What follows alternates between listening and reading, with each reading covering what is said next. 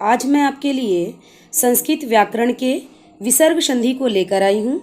परंतु सबसे पहले हम सब ये जानेंगे कि विसर्ग संधि किसे कहते हैं और इसकी परिभाषा क्या होती है। साथ ही साथ इसके नियमों को भी जानेंगे। सबसे पहले विसर्ग संधि किसे कहते हैं, ध्यान से सुनिएगा तभी आपको समझ में भी आएगा।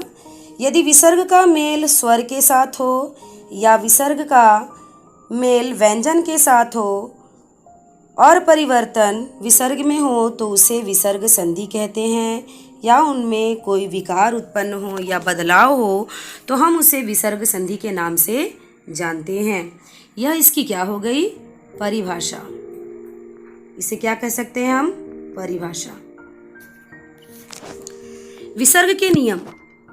विसर्ग में सबसे पहला जो नियम है वह है विसर्ग के साथ स्वर का मेल।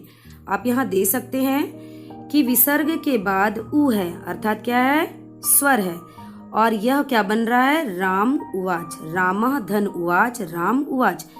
दूसरा उदाहरण में भी आप देख सकते हैं, दूसरे उदाहरण में भी देख सकते हैं कि रामः धन अस्ति, रामो अस्ति। उसके बाद इसका दूसरा जो नियम है वह है विसर्ग के साथ व्यंजन का मेल। जैसे कि रामाधन वदति, तो उत्तर पद का पहला जो वर्ण है वह क्या है, व्यंजन है, अर्थात वह है, और वह बन रहा है क्या, रामो वदति, रामाधन वदति, रामो वदति।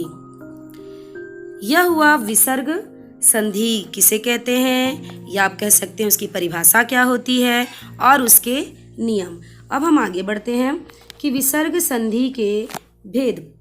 वैसे तो विसर्ग संधि के 4 भेद होते हैं। सबसे पहला है आपका उत्व संधि। सबसे पहले क्या है, उत्व संधि। दूसरा है रुत्व संधि, तीसरा है लोप संधि और चौथा है सत्वम संधि। उत्व संधि। उत्व संधि में विसर्ग को उ बनाने का नियम है। रुत्व संधि में विसर्ग को र बनाने का नियम है, और विसर्ग के लोप संधि में विसर्ग का लोप करना है, अर्थात उसे गायब करना है या छिपा देना है। और चौथा जो है आपका सत्वम संधि, इसमें विसर्ग का परिवर्तन तलाबे स, मूर्धन्य श और दंत श में होता है। कक्षा 9 के जो बच्चे हैं उनके लिए इस साल विसर्ग संधि में उत्व संधि ही है, और इस वीडियो में हम सिर्फ उत्व संधि ही पढ़ेंगे, क्योंकि आपके न्यू सिलेबस के अनुसार उत्व संधि ही आपके एग्जाम में आएगा। उत्व संधि अर्थात उत्व विसर्ग संधि, इसके नियम और उसके उदाहरण। विसर्ग का उ हो जाना, आप देख सकते हैं विसर्ग से पहले और बाद में हर्ष, हर्ष अर्थात क्या होता है, छोटा। अ होने पर विसर्ग को उ हो जाता है, तथा पहले वाले अ के साथ उ को मिलाकर गुण संधि से ओ होकर मिलकर अ का पूर्व रूप हो जाता है। ये जो है निशान वह क्या है, पूर्व रूप। ये जो निशान है क्या है, पूर्व रूप का निशान है। आप अपने उदाहरण में देख सकते हैं, या सबसे पहले आप इसे देख लीजिए कि अ धन विसर्ग धन अ। अब यहाँ ये जो विसर्ग है यहाँ क्या बन रहा है, उ बन रहा है, और यही अ और उ मिलकर ओ बन रहा है, और इस अ का पूर्व रूप हो रहा है ओ, है ना। इसे मैं आपको लिखकर बताती हूँ, इसे आप ध्यान से देखिए और समझिए। अ धन विसर्ग धन अ, यहाँ ये जो विसर्ग है उ बनेगा, है ना। यहाँ आप अ धन उ धन अ। अब यह और उ मिलकर क्या बन गया, ओ बन गया, और यह अ किसका रूप ले लिया, पूर्व रूप, है ना। ये क्या बन गया, पूर्व रूप। अब इसका उदाहरण देखते हैं।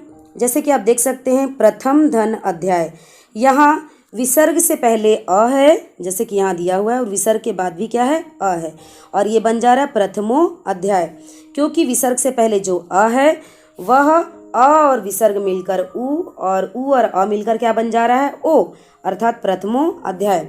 पुरुषः धन अपि पुरुषो अपि, सह धन अपि सो अपि।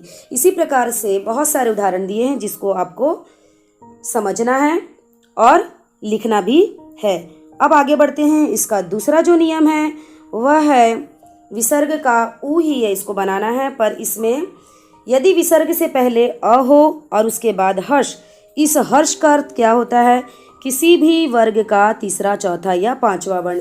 अब तीसरा चौथा पांचवा वर्ण क्या होता है, जैसे कि कवर्ग, एक वर्ग है, ग, घ, अंघा, ये हो गया तीसरा वर्ण, ये हो गया घ चौथा वर्ण, और ये हो गया पांचवा वर्ण, है ना।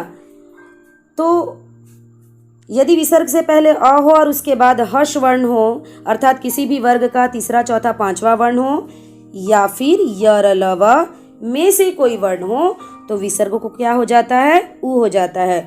और आपने अभी इससे पहले वाले भी नियम में पढ़ा कि अ और उ मिलकर क्या बन जाता है, गुण संधि के द्वारा ओ हो जाता है।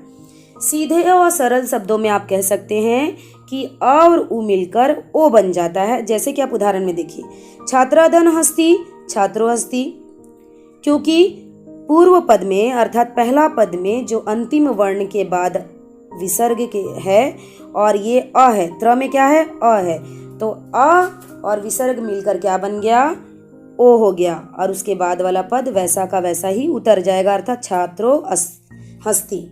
सधन रोचते सो रोचते, मृगधन धावति मृगो धावति, मनाधन रथ मनोरथ, देवधन गच्छति देवो गच्छति, रामाधन मन्यते रामो मन्यते।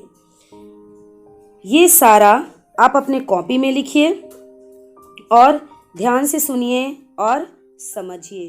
धन्यवाद।